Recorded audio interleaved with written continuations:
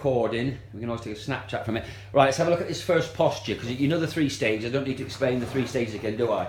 That first posture where, I know I say relaxed, but probably what I should say, I should rephrase it and say, you're just a little bit higher up, but you still want to be, everything wants to be flat, relaxed knee, but you imagine you want to be here instead of your second stage being here. Yeah. So it's not actually, it's just you're higher up in the saddle.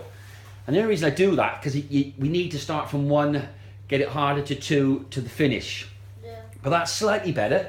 Yeah, that is definitely better, which is great.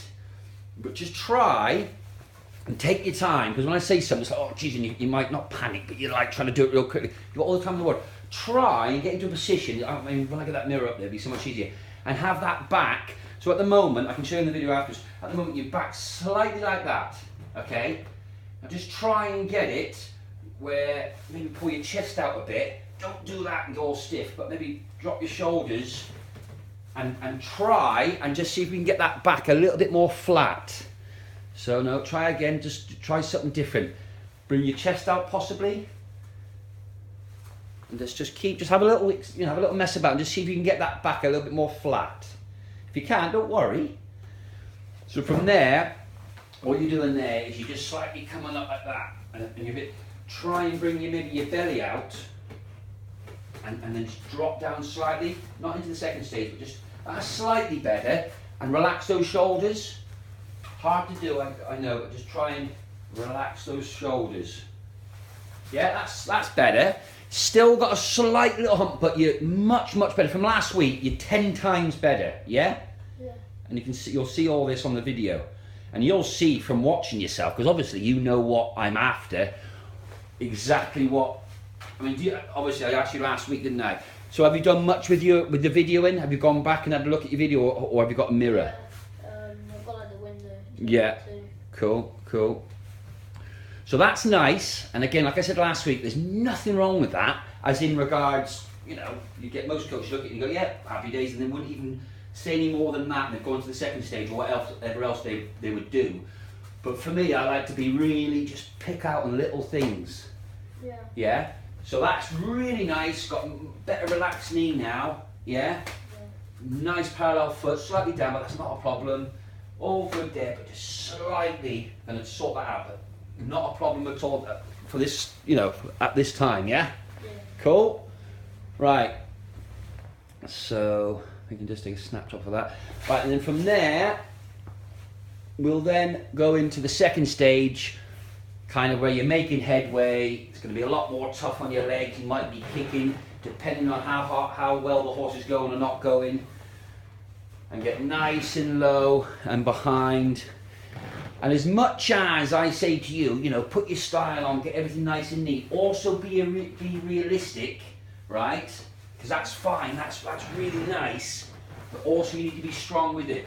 And again, that's a hard explanation. Does that make sense? Yeah. I can be like this and all like this. But actually, when it comes to it, it's a bit. Also, just think of being strong as well. Does that make sense? Yeah. But that's good. Lower down, working those thighs, nice posture right in behind the horse. Obviously you want to be aerodynamic, which you are.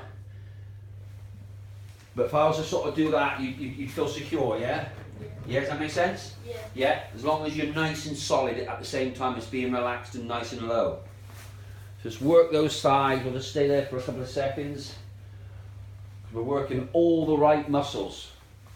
All the muscles that are working there by your pushing and your elbows, that's all we need to be working on. Obviously you've got your cardio, which is your breathing, that's another thing altogether. Yeah? Yeah. So when I say go to the third stage, we didn't really talk a lot about this. I think I brushed on it slightly. We'll have obviously the pushing, and we can look at your style and the different techniques of having your bridge a bit wider and a bit of pushing and pulling. Grab hold of that horse and squeeze it. I know what your ponies are like, but do you get many ponies that you need to say, oh, come here, not just loose rein? Yeah. Would that make sense? Yeah. Because you'll come to a point where you'll be riding horses where you'll need to say, come here and have a tight hold. Yeah. Do you think a tight hold means like that? But it doesn't always. It means that they want to pull against you and it gets them going forward. Yeah. So as well as doing that, we want to look at sustaining a run to the finish line. Does that make sense? Yeah. So there's no point going, if you go, do you ever go running? Yeah.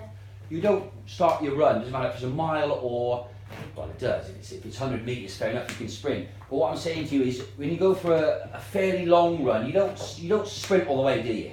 Because you wouldn't sustain that energy from start to finish. So same with a horse, and in a race, you want to control that energy to the right amount to the end of the race. Yeah. Imagine like a bottle of water. The water's all the energy. If you go too soon and all the water's gone, the energy's gone, well, you've run out. If you go too late, you've not used enough, and you've got petrol in the tank, and you've not used it. Yeah. So when we get to that last stage, think about building it up. If I say 30 seconds and we're counting down, 20, 19, 18, you should be timing it where you get to the last 5, you're rocking and rolling. Not necessarily flat to the boards and doing this, but having in your head that you want to unwind it to that winning line. Because that's another thing about being a good jockey. You can be stylish, you can then be fit and strong, but you need a clock in your head. And that's something that really, you can learn on the gallops, but you either got it or you haven't, for me.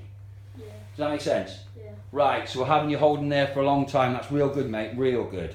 Working those thighs, honestly, no pain, no gain. Right, from there, so have that in the back of your mind, what I just said there. Yeah, a lot to take on. We'll go roughly 30 seconds. Right? Yeah. 30, 29. Think of remember, building it up. Try and keep that bottom half of your body still. I know it's really hard, but have it in the back of your head. And the core of your body, so from the behind your body, that ball of energy's here, and you want to push it forward. You don't push it with your hands, do you? You want to push it with your shoulders. Yeah? So 29, 28, 27, 26, 25, 24, 23, 22, 21, 20, 19, 18, 17, 16, 15, 14, 14, 13, 12, got 12 on left, 11, 10, 9, 8, 7, 6, 5, 4, 3, 2, 1, and rest. That'll do. Lovely. Lovely. Good? You understand what I mean by building up? I mean, you didn't necessarily do it there, but it doesn't matter. It doesn't matter. But it's so important, you know, when you're in a race, because you can go too early, obviously, can't you? You can go too late. But it's great to practice it in here, is wind it up. If that was me there, I mean, not necessarily now, it's something to think about, to do it maybe next time, the time after, even the next coaching session. Everything I say to you, there'd be a lot to take on, but just, you know what I mean? I would be like this, 30, 29, 28, and then if I'm down to 5 or 6, I'd be giving it, not necessarily going faster, but maybe going stronger. Yeah, and just having that in the back of your head. Right, take that.